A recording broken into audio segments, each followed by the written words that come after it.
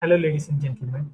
Today is going to be another TryHackMe walkthrough video, and we are going to walk through a recent TryHackMe room called Abusing Windows Internals. Also, one of my subscribers wanted me to make a video about this room, so I am prioritizing this. Earlier, I made a video about another TryHackMe room called Windows Internals. In that specific video, I explained about the Windows internal components like Windows processes, dynamic link libraries, PE files, PE file format, and few other stuffs at higher level. I highly recommend you to watch that video before watching this because it's a prerequisite. It will be helping you to understand the concept that we are going to see. And I will add the video link in the description so it will be easy for you to grab that video. And about this abusing Windows internals, it's a tricky concept. It might be difficult for you if you are witnessing this concept for the very first time. However, I'll try to explain as clear as possible. Without further ado, let me begin. This is the room abusing Windows internals. With this room, we are going to learn how we can abuse the internal components of Windows and leverage Windows internal components to evade common detection solutions using modern tool agnostic approaches. So that is the brief intro about this room. And you can note down here, there is a machine called Injection Sandbox. Actually, the sandbox given by TryHackMe, and we already spawned it. Also, you have to connect to TryHackMe VPN in order to access this machine. And let's move to the introduction. Before that, let's see what are all the topics we have. Uh, After the introduction, we have a topic called abusing processes and expanding the process abuse. Actually, the extended version of this process abusing and abusing process components, another topic, and abusing DLLs. DLLs are nothing but dynamic link libraries. So how can we abuse that? And that is given here. Memory execution alternatives and also case study in browser injection and browser hooking. So this is the final topic before the conclusion. Now let's move on to the introduction. Windows internals are core to how Windows operating system functions.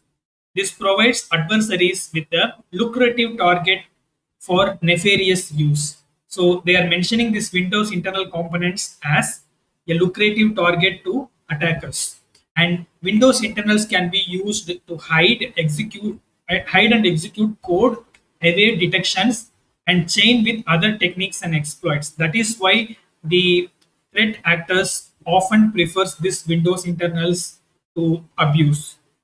And the term Windows internals can encapsulate any component found on the backend of the Windows operating system. This can include processes, file formats, COM, component object model, task scheduling, input output system, and etc. So they gave few of the Windows internal components here. And this room will focus on abusing the process exploitation and their components and also the DLL and PE exploitation. So these are the concepts that we are going to learn in this room. Process abusing and its components also, and DLL abusing, portable executable format abusing. So this is what we are going to learn in this room. And also the learning objective they gave once again, understand how internal components are vulnerable, learn how to abuse and exploit Windows internal vulnerabilities, understand mitigations and detections for the techniques, apply techniques learned to real world adversary use case study. They also gave a real world scenario so we can apply the techniques that we have learned against that real world scenario. And before beginning this room, familiarize yourself with the basic Windows usage and the functionality. So this is one of the prerequisites. And the second prerequisite is to learn to finish the Windows internal room of TryHackMe. I'll add the link in the description so you can refer it. Basic programming knowledge in C++ and PowerShell is also recommended, but it is not essential. All right. So these details, about the machine that they gave, how to connect the machine, we can take it RDP. Moving to the next topic. Before moving to the main abusing process topic, let me admit it's a high level explanation room. So I'm going to explain it in a high level. So if you want to learn more depth, probably I will make more videos about each concepts that we are going to learn in future. All right, abusing processes. Let's read it. Applications running on your operating system can contain one or more processes. Processes maintain and represent a program that is being executed. I explained what is process in the Windows internals room. I already recommended to watch that video, so do watch it before watching this. So you'll be able to get an idea about the process. And process obviously it maintain and represents a program that is being running and that is being executed, that is being ran and that is being executed.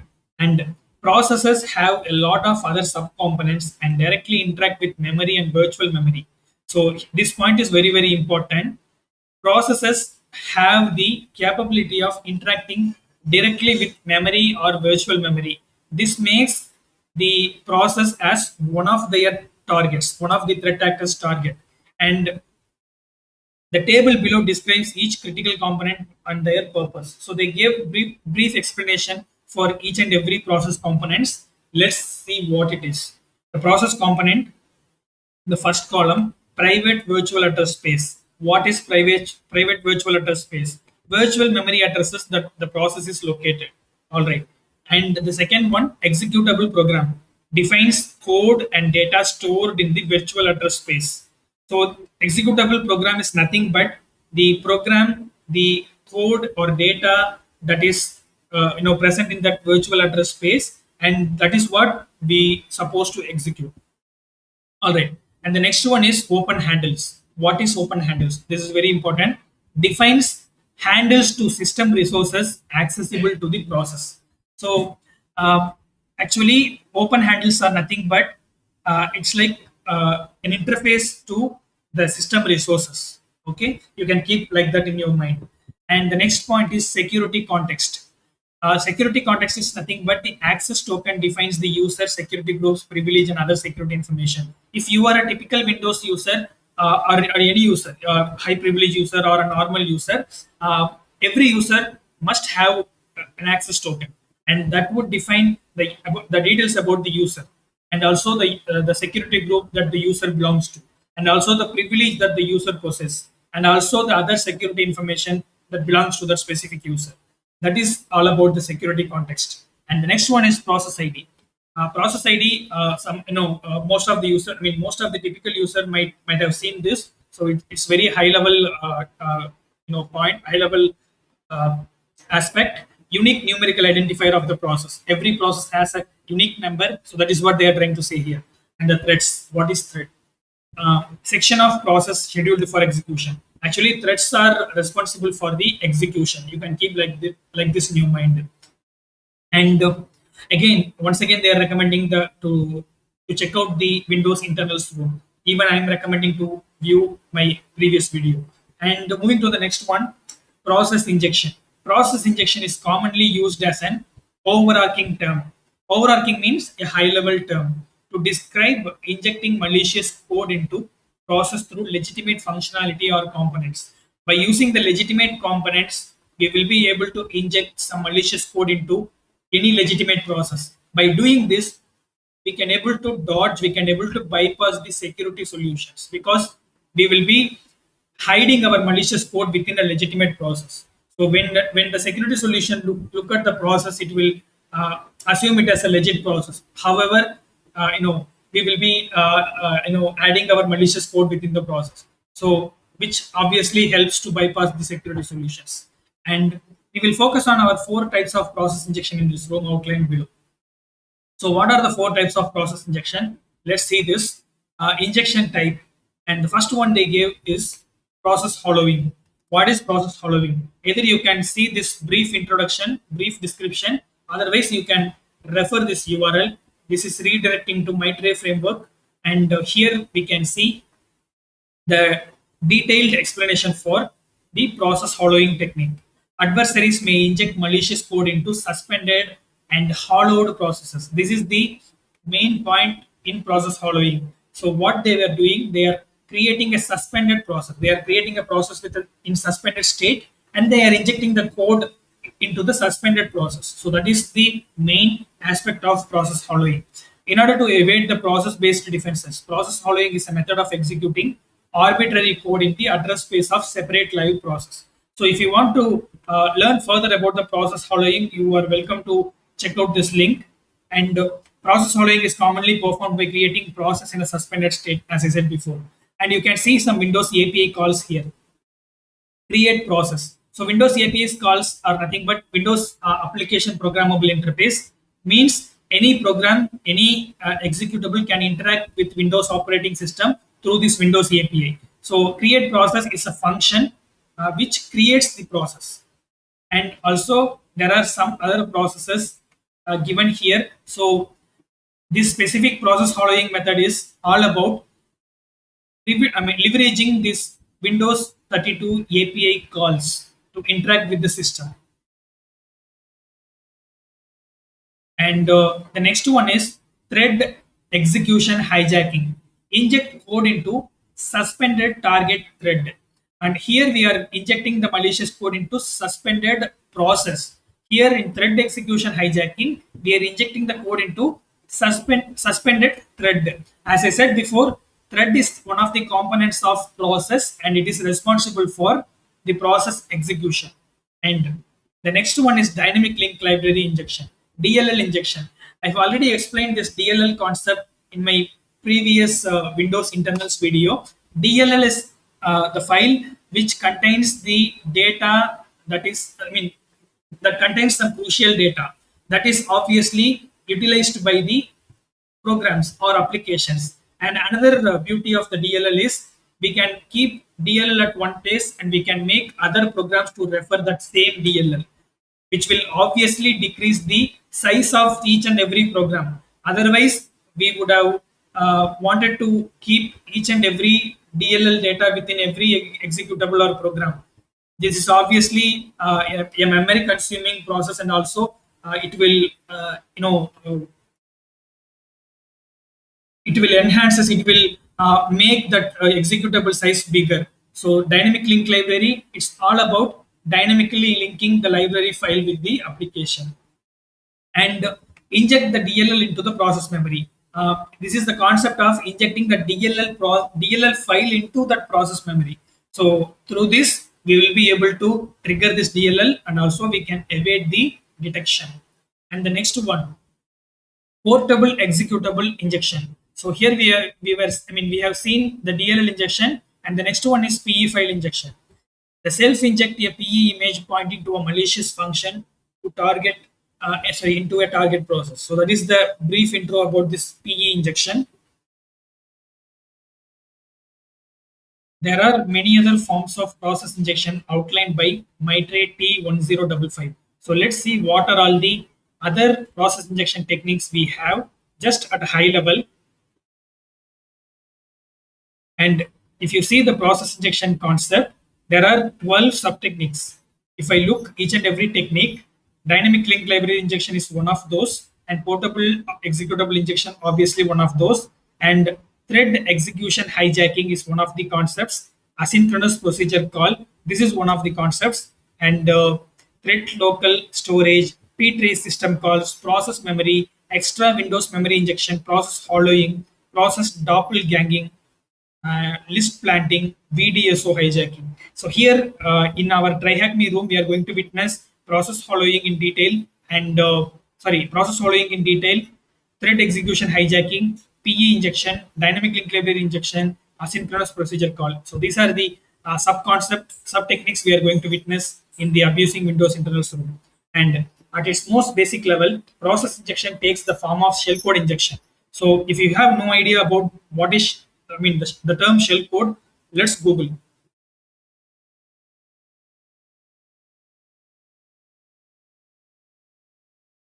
Let's look at the Wikipedia page.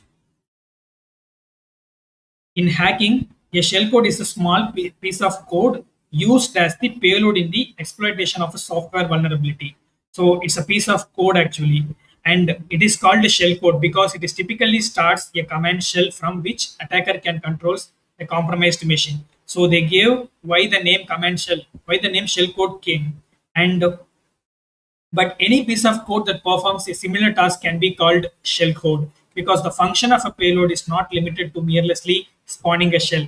Also, it has some other purposes. So that is what they are trying to say. Shellcode is nothing but it's a payload, it's a code, a piece of code that can be used to exploit anything, exploit any system or any network. So that is what they are trying to say. And moving to the next one, let's see the high-level processes involved in this shellcode injection. The first concept we are going to look is shellcode injection, and there are 4 steps here. Open a target process with all access rights, and allocate target process memory for the shellcode. Write shellcode to allocated memory in the target process. Execute the shellcode using remote thread, and they represented these steps in the graph here. So here you can see the process, legit process, and the malicious process. Actually, the malicious process, it is actually calling the open process function in the Windows 32 API, and once through this Windows API, it is opening a process, and there is DLLs, registers, process heaps, thread stack, process memory region. Actually, this is legit memory region, and this one is malicious memory region. And through this create remote thread function, it is creating a remote thread, the malicious memory region. And also you can see another system call here, virtual alloc. Virtual alloc is nothing but allocating the memory on the process that we targeted. And the write process memory is nothing but writing our malicious code into the process memory, the allocated memory, by using this virtual alloc. And the create remote thread is nothing but this is the system call to trigger the malicious code that we have injected into the process memory. And we will break down a basic shellcode injector to identify each of the steps and explain in more depth below. At step 1 of the shellcode injection, we need to open a target process using special parameters open process. And that's what I have mentioned while showcasing the image. And it is used to open target process supplied via the command line. And here is the code block to open the process. And in this process, open process function, actually, we are passing the arguments. The process all access defines the access rights of the process. And also, target handle will not be inherited. So it is false. And here you can see the D word ATOI arg square bracket 1. So this is nothing but defining the arguments. Local process supplied by command line arguments. So we are going to supply that process as an argument. So that is what we have defined in the third parameter, third argument. And this specific open process function, we are calling this function, and we are putting it in the object process handle. And in the step 2, we must allocate memory to the byte size of the shellcode. And we have to understand, we have to know the size of the shellcode first. Then only we can allocate the memory that is required for that shellcode. And the memory allocation is handled using the virtual alloc ex. So this is the system call. And within the call, the DW size parameter is defined using the size of function to get the bytes of the shellcode to allocate. So this is an interesting thing here. So before you are allocating the space in the process for the malicious code, you have to know the exact size of the shellcode. Accordingly, we can allocate the memory on the process. And in order to detect that, within the virtual alloc ex function, and if you see the parameters, here they are defining the process handle and the size of function. And within the virtual alloc ex function, they are calling another function as a parameter. The function name is size of, and here they are calling the shellcode. So this is what used to detect the size of the shellcode, and that's what they explained in the above line.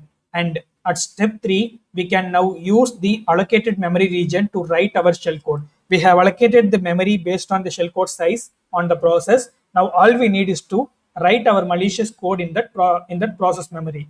And in order to do that, we are calling the write process memory. We are using the write process memory function in Windows 32 API. And write process memory, here you can see the parameters: process handle, remote buffer, shell code, and the size of the shell code, and finally the null. You can see the meaning of each and every parameter here. Why we are giving the parameter? They already defined the reason for that here as a comment. If you haven't witnessed this system calls before, let me search it in the Windows 32 API. Now I am in the Windows 32 API page. So this is the programming interface. I can search this specific function in the search bar.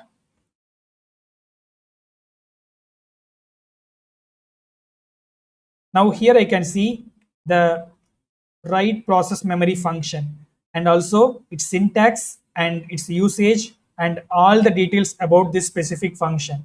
So this is how you have to understand each and every function that you are coming across. If you have any other doubt, if you have any doubt with any other Windows 32 API function, then you can feel free to reach this link and you can search the function that you are up against. And moving to the next one, at step 4, we now have control of the process, and our malicious code now is written into the memory. Now all we need is to trigger the code that we have wrote. And in order to trigger the code, what we can do, we can we can call the create remote thread function. Actually, this is used to execute the code that we have injected. As I said before, threads are responsible for the execution of the process. So here we are creating the remote thread to execute the code that we have already injected. And create remote thread function they are calling, they are opening the target process, and the default size of the stack is given here, and the remote buffer point to the starting address of the thread, and ran immediately after creation. All right, so this is the code block to create the remote thread. We can compile these steps together to create a basic process injector. Using C++ injector provided and experiment with the process injection, shellcode injection is the most basic form of process injection. So far, we have seen only 4 steps involved in this process injection, and it's a simple shellcode injection. In the next task, we will look some advanced concepts. And bear with me, I have already finished this, but for the sake of explanation, I am resetting the progress and going to do this once again, going to answer all those questions once again. Okay, now the question is, identify a PID of the process running as THM attacker to target. Once identified, supply the PID as an argument to execute shellcode-injector.exe located in the injector directory of the desktop. Now we have to log in the specific desktop in order to do this exercise. And this exercise is very simple. We are going to trigger this executable by giving the process ID as an argument, and the process ID and it should be belongs to the user THM-attacker. So we have to make sure that, and I have already spawned the machine. I'm in this machine, and now I am the THM attacker user. If you have any doubt, you can use the command and you can verify who you are. I am the THM-attacker. So I need to move to the desktop folder, and let's see what we got. We have the folder called injectors, and if I go, I can see the list of executables. The first executables we need to look at is shellcode-injector. So we need to trigger this specific executable, and in order to trigger that, dot // and shellcode injector, and we need to pass the process ID as an argument, and the process must be belongs to the user THM-attacker. So let me open this task manager in order to view the process details. And here I can see in the details window the process ID. There is a separate column, and the username, it should be THM-attacker. I can see bunch of processes belongs to THM-attacker, but among those processes, I can see the process PowerShell.exe. So directly I'm going to try this process ID as an argument 4628.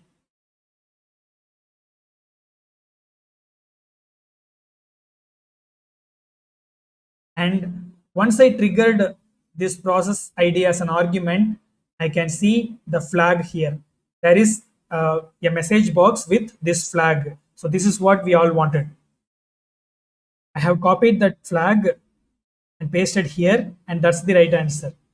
Yeah, we can move to the next exercise now, expanding the process abuse, the task 3. In the previous task, we discussed how can use shellcode injection to inject malicious code into a legitimate process. But in this specific part, we are going to witness the concept process hollowing, and that is what is given here. And it is similar to shellcode injection. This technique offers the ability to inject an entire malicious file into the process. So this is the difference between the shellcode and the process hollowing. So in this process hollowing, we will be able to inject the entire malicious file into the process. This is accomplished by a process called hollowing or unmapping the process and injecting the specific PE data and sections into the process. At a higher level, process hollowing can be broken up into 6 steps. So here you can see the 6 basic steps of process hollowing. Create the target process in a suspended state. This is the major difference, major aspect in this process hollowing, because we are going to create the process in suspended state. But before, in shellcode injection, we have simply created the process. We haven't defined the state. And the second step is open malicious image, and the third one is unmap legitimate code from the process memory. We are going to empty the legitimate code in the memory, and we are going to fill that space with the malicious code, and allocate memory locations for malicious code. Write each section into the address space. This is the fourth point. And the fifth one is set an entry point for the malicious code. Every malicious code needs an entry point to start its execution. So we are defining that entry point here in the fifth step. And the sixth and last one is take the target process out of the suspended state. So before triggering that code, malicious code, we are simply taking that process out of suspended state. And here is the diagram. It might be little bit confusing, but you can witness few things here. A process created in a suspended state and resuming thread, the system call, DLL registers, process heap, thread stack, process memory region once again. And here you can see in the process memory region, we are hollowing the specific memory region, and we are creating, we are calculating the space required to inject the malicious code, and we are injecting the malicious code into the hollowed memory region, and that is given here. And you can see the system call set thread context. So I'll try to explain this specific system call down, when I'm scrolling down. And before that, you can see all those system calls here: read file, virtual alloc ex, write process memory. Rest of the things are literally similar. And you can see another system call, a new one, ZW, unmap view of section. And we will break down a basic process hollowing injector to identify each of the steps and explain in more depth below. As step 1 of the process hollowing, we must create a target process in a suspended state. So that is the first stage. And in that first stage, you are using the create process A system call. But generally, if you are creating a process in active state, you will simply use create process call. But here, additionally, the A is added to create suspended state process. And to obtain the required parameters for the API call, we can use the structures startup info A or process information and process information. And here you can see the code block. Define the station desktop handles appearance of the process, the specific line, and process information about the process and the primary thread. So this is the purpose of these two lines, and the context structure pointer. And here we are creating the process with process in suspended state, and this is the process name svc host.exe. And True, handles are inherited from calling process, and here you can see the main parameter create suspended in order to make that process suspended. And target SI pointer to startup info, target PI pointer to process info. SI startup info. I mean SI stands for startup info. PI stands for process information. And finally, printing this failed to create target process an error. Get last error. All right. And the step two. In step two, we need to open malicious image to inject. So this is the malicious image we have to open, and this process is split up into three steps, starting by using the create file A to obtain handle for the malicious image. So here you can see the malicious file present in the system, and we are calling the create file A function in order to obtain the handle for this malicious image. So that is the purpose of this specific code block. And the next one, once the handle of the malicious image is obtained, memory must be allocated to the local process using the same virtual alloc x, and get file size is also used to retrieve the size of the malicious image for DW size. So here you can see the virtual alloc is alloc ex, the specific system call to allocate the memory, and in this we can see the malicious file size. And here you can see the get file size function. Within that we can see the malicious code handle to that malicious image. So this is the code block. And moving to the next one, now that memory is allocated to the local process, it must be written. So using the information update from the previous steps, we can use read file to write the local process memory. So now they are calling the read file system call to write the local process memory. So here you can see the read file function is called, and the parameters given, the malicious code they are writing, the malicious image, the allocated region of memory, and the malicious file size is given as a parameter, and number of bytes read. The number of bytes read, and finally they are printing one more message here. And here they are closing the handle once they obtained the malicious code from this malware.exe, the malicious file. So what they are doing, they are simply trying to spot this malicious file, and they are trying to load the malicious the content, I mean the malicious content from this file into the hollowed process. And in order to obtain the content from this malicious file, they are just obtaining the handle. And in order to obtain the handle, they are using this create file A function. Let's move to the step 3. The process must be hollowed by unmapping the memory. So now we need to hollow uh, the memory space of the process, legit process, right? So in order to do that, before unmapping can occur, we must identify the parameters of the API call. We need to identify the location of the process in memory and the entry point. First of all, you need to spot the process before unmapping, before hollowing the memory. And the CPU registers, EAX. Actually, this is the CPU register, accumulator register, I guess, and this one is having the entry point details. And EBX, base register.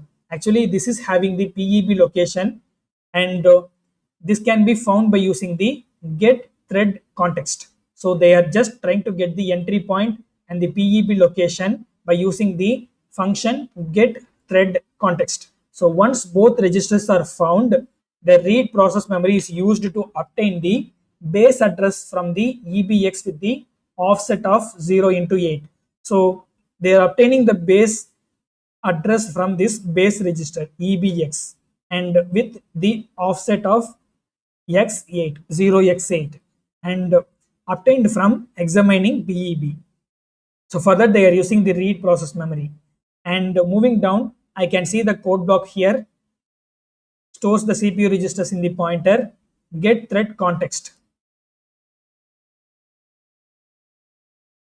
Get thread context is simply to find the entry point and the base location of the specific process. And Scrolling down, I can see the read process memory function, and here I can see pointer to the base address, store target base address, and bytes to read. I'm scrolling down further. After the base address is stored, we can begin unmapping the memory. So they are simply trying to store the base address. Once it is done, they are unmapping the memory. Simply they are clearing the contents, clearing the legitimate code from the process, hollowing the process. We can use the ZW unmap view of section imported from ntdll.dll library. So this is the library from where this specific function has obtained. I can see the function here in the image given above, ZW unmap view of section, in order to hollow the process memory. Now you can understand, now you can see this specific image, it is more understandable. Get thread context to find the EAX and the EBX, and once it is done, it is simply calling this specific function to create, to hollow the process memory.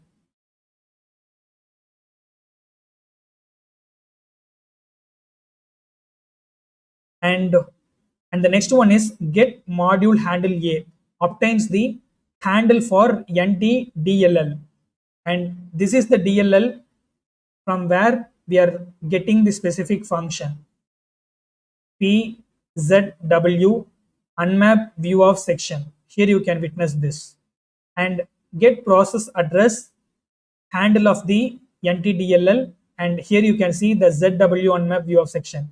The specific function has been called, API call to obtain, and once it is done, base address of the here you can see the next code block pzw unmap view of section. And the step 4 we are going, we must begin by allocating the memory to the hollowed process. Once you hollowed the process, you have to allocate the memory that is required in order to inject the malicious code. And in order to do that, we are calling the virtual alloc ex as usual. This time we need to obtain the size of the image in the file headers. So this has to be obtained. So the specific function can identify the number of bytes from the DOS header to PE header. I already explained the PE header format. PE header begins with the DOS header, then PE header, then the third header would be the optional header. So here E underscore LFAN A new can identify the number of bytes from the DOS header to PE header. So it is useful to identify the DOS header size. And once the PE header, we can obtain the size of image from the optional header. So this is what given here. So the specific code is to obtain the DOS header from the malicious image. And the next line is to obtain the NT header from the E underscore LFA new. So that is the system call. And moving further, I can see the virtual alloc ES to allocate the memory in the process. Once the memory is allocated, we can write the malicious file to memory. Because we are writing a file, we must first write the PE headers, then the PE sections. To write the PE header, we can use the write process memory. So this is the function call. Once again, we are using to write the code into the process memory. And here I can see the handle of the process obtained from the process information structure, and the base address of the process they are defining as a parameter, and the malicious email local memory where the malicious file resides, and the last one is the byte size of PE headers before null. So this is the parameters of write process memory. And going to the next line, as I said before, process hollowing is all about writing the entire file into the hollowed process memory. And to do that, you have to find the number of sections, and we can use the function called number of sections in order to find the sections, number of sections from the NT headers. And we can loop through the specific function call we have already witnessed, E underscore LFA new, and the size of the current header to write each section. And if you see the code block below, the first line it begins with a for loop, and in the for loop you can see it is actually calling the number of sections, and it is iterating through the number of sections. So loop based on the number of sections in the PE data. And If you see the second line, here they give the definition determines the current PE section header. And moving to the next function, write process memory. In the write process memory, I can see around four parameters like H process, handle of the process obtained from the process information structure, and the second one, the base address of the current section. So this one decides the finds the base address of the current section, and the next one is pointer for the content of current section. So this is the all about the parameters of the write process memory in this process hollowing method. And if I scroll down further, I can see it is also possible to use relocation tables to write the file to target memory. This will be discussed in task 6. So this is not now, we will be discussing it in the task 6. And the next one is the step 5, the fifth step. We can use the set thread context to change EAX to point to the entry point. So we need to make this accumulation register to point to the entry point, and in order to do that, we are using the set thread context. If I scroll up, I can see it in the image, the thread set thread context. So this is what we are using to set this EX register in the entry point.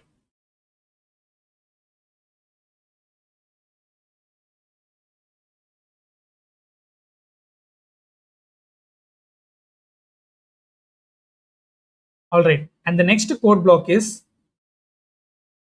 the same one. Set, yeah, set the context structure to point to the entry point from the PE file optional header. Yeah, so here you can see the address of the entry point. So it is all about setting the entry point. And here I can see the set thread context and handle to the thread obtained from the process information structure, pointed to the stored context structure. And the step 6, we need to take the process out of the suspended state using the resume thread. So resume thread is the function called to take that process out of the suspended state. As we have discussed before, process hollowing is all about creating the process in suspended state. So once you modified the process as per your wish, you have to you have to resume that thread. In order to do that, only we use the resume thread system call. And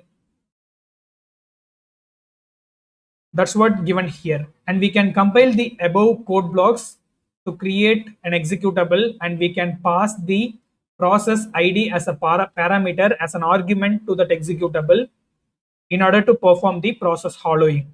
And here again they gave two questions. This times we need to use the process hollowing. We are not creating the code blocks like this, and we are not compiling any executable here. All we are doing is we are just referring that already compiled the code blocks. I mean the code blocks that already given here, and we are simply trying to spawn that executable and giving the process ID as an argument, and we are trying to find the flag. I have already I have already spawned this machine, and now we need to execute this hollowing injector. And like I did before, I am again spawning the PowerShell, and again I am moving to the desktop injector folder, and here I need to spawn the following injector executable. And this time the process ID, the same process ID, the PowerShell process ID, all I need, the process ID is 3164, and that is the process ID of the PowerShell. It is owned by THM-attacker. If you want to try the other process ID, you can try. I have already tried few other process IDs, but I haven't succeeded in those attempts. So that is why I'm choosing this PowerShell process ID, and it is 3164. So let me give the same ID here. Once that specific executable is triggered, I am getting the flag as a message box. Now let me note it down. Yeah, this is the flag all we wanted. And with this, we are finishing the high level explanation of process hollowing, the task 2. So far we have seen process hollowing and shellcode injection at higher level, an overarching view. I don't want to overwhelm you with bunch of contents. In the next part, I'm going to explain the rest of the contents that we are having. I'm signing off. Cheers and love you guys.